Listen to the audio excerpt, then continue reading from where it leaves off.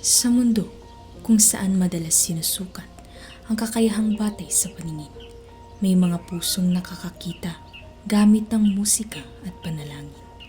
Sa isang tahimik na lugar ng General Trias Cavite, may isang simpleng tahanan, ngunit dito mo maririnig ang mga himig na hindi kailanman nabulag ng dilim.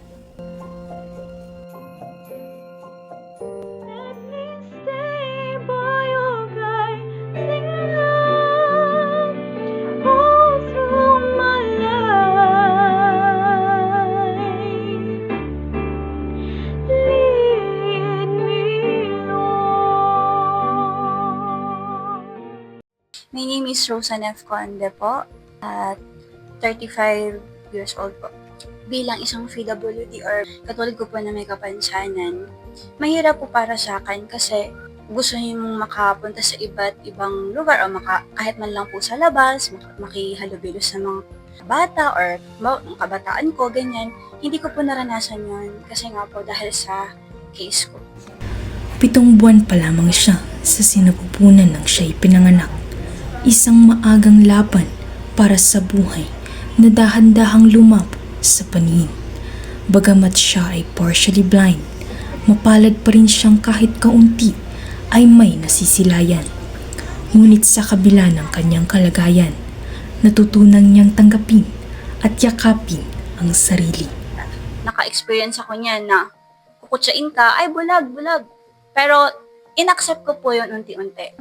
Ipinapagdasal ko na lang sila kasi wala naman akong magagawa kung bawang papatulan ko sila or magbibigay ako ng mga komento din about sa kanila. Ang musika ang naging sandigan ni Rosan. Sa bawat nota at himig, natagpuan niya ang boses ng pag-asa. At sa tulong ng kanyang tiyahin, nagsimula ang pag-awit na magbabago sa takbo ng kanyang buhay. Dahil din po sa tiyahin ko, kaya po ako natuto o nagkaroon po ng encourage about po sa singing.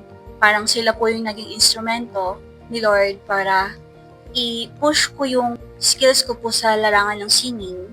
And sa lahi din po kasi namin, mula sa side ng mother ko hanggang sa side ng father ko, marunong po lahat kumanta. Hindi lang boses ang kanyang lakas, pati ang kanyang pananampalataya. Ang simbahan ang naging tahanan ng kanyang puso. Sa bawat awit niya sa koro, tila naririnig niya mismo ang tinig ng Diyos. At sa gitna ng kanyang paglilingkod, naroon ang tunay na kaligayahan. Masaya ako na nakakapag-serve ako sa Lord, nakakapag-serve ako sa simbahan ng Mary Health of Christian Parish. Isang malaking po sa akin yun na makapag-serve doon. Kasi sabi ko, Lord, kung loloobin mo, dito sa lugar na to, bininyagan yung anak ko, dito rin ako magsaserve para sa'yo. Ngayon, si Rose Ann ay isang ina, mapagmahal, matatag at inspirasyon sa kanyang anak na si Alicia. Ang bawat araw ay patunay na kaya mong magtagumpay kahit may limitasyon. Noong Mayo lamang sa kasalukuyang taon, tinupad niya ang isa sa kanyang pangarap, ang makasali sa Pilipinas Got Talent. Hindi man malinaw ang entablado sa kanyang paningin, ramdam niya ang liwanag ng mga manonood.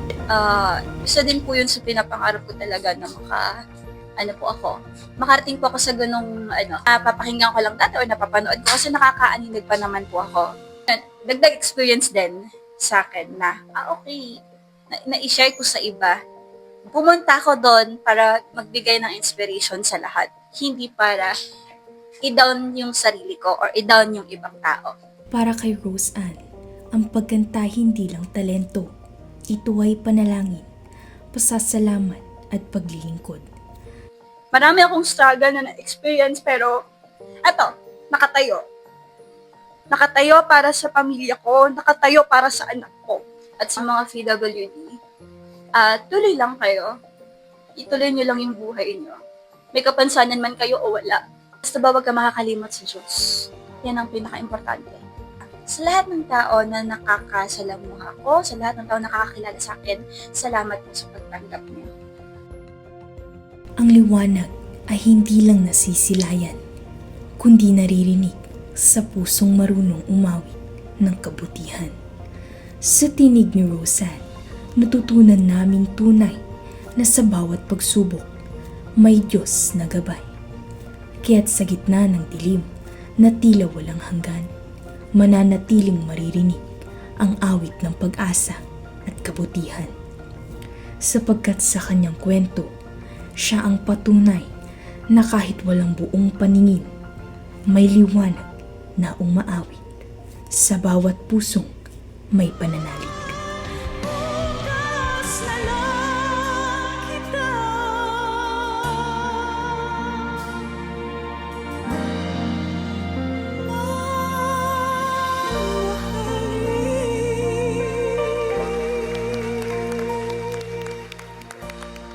Bukas na